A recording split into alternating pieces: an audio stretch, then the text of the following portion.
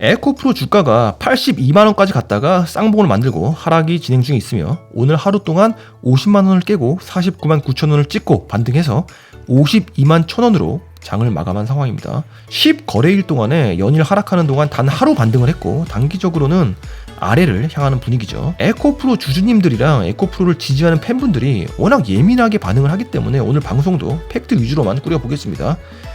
제가 쇼츠 영상으로 에코프로에 대해서 긍정적인 쪽과 부정적인 쪽의 입장을 모두 게재를 하고 있고 일부러 현 상황을 모든 사람들이 볼 수 있도록 댓글도 안 지우고 있습니다.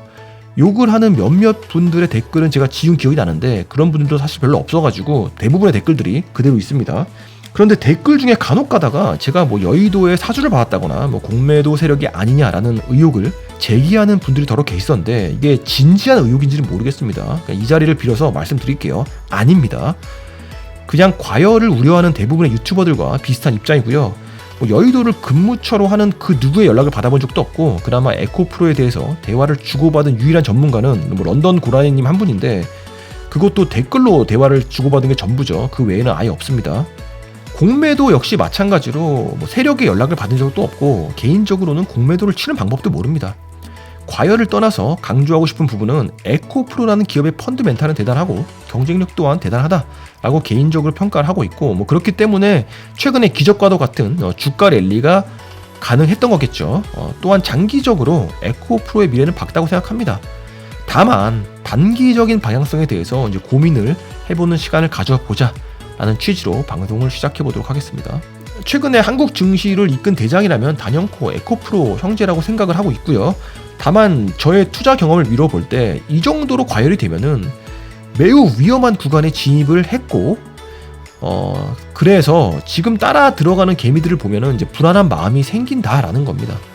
고점에 물리면 고통스럽잖아요. 저도 그 경험을 해봤기 때문에 그런 감정을 가지는 것이고 실제로도 뼈아픈 조정이 진행 중에 있는 상황이 바로 에코프로라고 할 수 있겠습니다.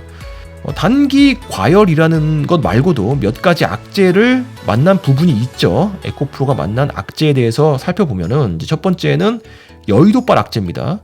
증권가에서 이제 에코프로의 자회사 에코프로 BM에 대한 이제 투자 의견을 낮추는 리포트가 연달아 나오면서 이제 주가 과열에 대한 경계감이 공식적인 문건으로 드러나고 있는 거죠. 지난달에 BNK 투자증권을 시작으로 교보증권, 하이투자증권, 삼성증권, 유안타증권, 대신증권 등 6곳에서 중립 의견으로 투자 의견을 낮췄고 유진투자증권에서는 매도 의견이 나왔습니다. 한국에서는 매도 의견이 잘 나오질 않죠.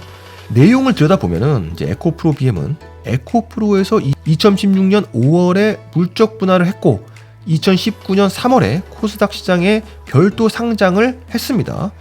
이게 왜 중요하냐면은 이제 에코프로가 지주사가 되는 것이고 실제 양극재 사업을 영위하는 회사는 에코프로 BM이기 때문에 엄밀히 따졌을 때 투자자들이 가장 싫어하는 바로 그거죠. 중복 상장이라고 할 수 있는 거죠. 한국 증시에서는 중복 상장이 된 경우 30에서 50%가량 지주사 할인을 받게 되는 게 일반적인데 에코프로의 경우는 지주사임에도 오히려 프리미엄을 받으면서 급등을 한 이례적인 케이스라고 할 수 있겠습니다. 그러다 보니까 매도 리포트에서는 현저한 고평가 상황이 지속되고 있으며 상장 자회사의 보유 지분 가치나 비상장 자회사의 가치를 따진다 해도 14조 원의 시가총액을 평가받는 건 어렵다.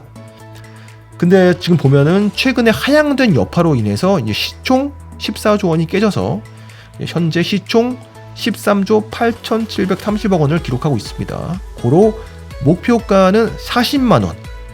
현재 주가에서도 25% 정도 낮은 수준으로 목표가가 정해진 것이죠. 한국에서는 매도 리포트가 잘 안 나오는 게 현실이다 보니까 공매도 세력이랑 여의도 증권사들이랑 짠 게 아니냐라는 의혹도 제기를 하는 분들이 계신데 개인적으로는 확인된 바가 없기 때문에 패스하겠습니다. 저는 아니라고 생각합니다. 그냥 과열됐기 때문에 매도 리포트가 나왔다고 생각합니다. 두 번째 악재는 글로벌 금융 모건 스탠리발 악재로 MSCI 한국지수 편입에 에코프로가 유력한 후보로 거론이 됐으나 편입은 결국 불발이 됐죠. 만약에 MSCI 한국지수에 에코프로가 편입이 되었다면 기관과 외국인 투자자들의 패시브 수급이 유입이 되면서 수급적인 호재로 작용할 수 있었고 실제로도 가능성이 높았으나 편입 실패로 실망감을 주게 된 악재입니다. 세 번째 악재는 네 번째 악재와 연결이 되는 상황인데 바로 서울 고등법원발 악재입니다. 이동채 에코프로 회장이 항소심에서 징역 2년 실형을 선고받았죠. 원심에서 집행유예를 선고받았는데 항소심에서 실형 2년을 받은 겁니다. 이게 왜 문제가 되냐면은 자회사 상장이 불발될 수도 있기 때문이죠. 이것 때문에 에코프로의 자회사인 에코프로 머티리얼즈가 상장을 추진하고 있는 상황인데 바로 이동채 회장님께서 에코프로 머티리얼즈의 최대 주주라는 겁니다. 이동채 회장은 에코프로 지분을 26.17% 보유를 하고 있고 에코프로가 에코프로 머티리얼즈 지분 52.78%를 보유하고 있기 때문에 사실상 에코프로 머티리얼즈의 최대 주주는 바로 이동채 회장인 거죠. 상장을 하기 위해서는 공모 적정성 심사를 통과해야만 하는데 조건 중에 하나가 바로 금융 관련 법령, 공정거래법 위반 전력을 중점적으로 살펴본다라고 합니다. 이동채 회장의 범법 내용이 자본시장법 위반에 따른 실형 2년을 선고받았기 때문에 상장 불발의 원인이 될 수 있다는 거죠. 에코프로 BM의 중장기 공급 계약 정보를 이용했고 차명 계좌로 주식을 거래해서 11억 원의 차익을 챙긴 혐의가 바로 그것입니다. 결국 대주주가 자본시장법 위반으로 실형을 선고받았기 때문에 한국거래소나 금융위원회에서 이 부분을 중점적으로 보지 않을까라는 우려가 있는 겁니다. 반면에 에코프로 머티리얼즈 측에서는 이제 상장은 계획대로 추진한다라는 입장입니다. 이유는 대주주가 누구냐를 떠나서 이미 전문 경영인 체제로 확립이 된 상황이고 상장 추진 작업이 혐의 포착 이후에 진행이 되었기 때문에 IPO에는 문제가 될 것이 없다라는 입장입니다. 이렇게 크고 작은 성장통을 겪고 있는 것이 현재 에코프로의 상황이고요. 장기적인 방향성은 사실 변수가 너무 많기 때문에 알 길이 없으나 개인적인 생각으로는 어느 정도 조정받고 장기적으로는 우상향을 하는 그림이 나오지 않을까라고 생각을 해요. 다만 단기적으로 봤을 때는 에코프로의 주가의 방향은 역시 실적에 달려있다고 봅니다. 아무리 노이즈가 많아도 실적이 예상을 상회하면은 그만큼 강력한 상승 동력은 없다라고 생각을 합니다. 이른바 실력으로 증명을 하는 거죠. 고로 고성장의 기울기가 더 높아지는가 아니면 둔화되는가만 보면 되는 겁니다. 그래서 2023년 2분기 실적이 너무나도 중요하다. 에코프로의 흐름을 보면은 2021년도 영업이익 800억 원, 2022년 영업이익 6천억 원, 무려 1년 만에 영업이익이 8배가량 점프를 했습니다. 그리고 올해 2023년도는 1조 원 어라운드로 추정을 하고 있죠. 1조 원을 달성하느냐 아니면 상회하느냐 혹은 못 미치느냐 이 세 가지 결과로 주가의 방향이 결정될 듯합니다. 참고로 1분기에는 영업이익 1,800억 원을 달성했죠.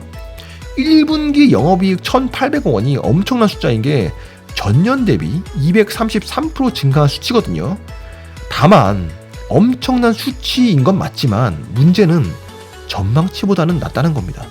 한 해 영업이익 토탈을 1조 원으로 예상을 했는데 단순하게 1,800원 곱하기 4 하면은 1조 원이 안 되잖아요. 1분기는 예상치를 하회했기 때문에 2분기에는 영업이익 서프라이즈를 기대해야 되는 것이고 컨센을 상회하는지 이목이 집중되고 있는 상황입니다. 사실 컨센을 도달하냐 마냐는 어디까지나 1년 앞을 내다보고 예단하는 것이고 이미 펀드멘탈적으로는 엄청난 숫자를 기록한 것 또한 팩트입니다.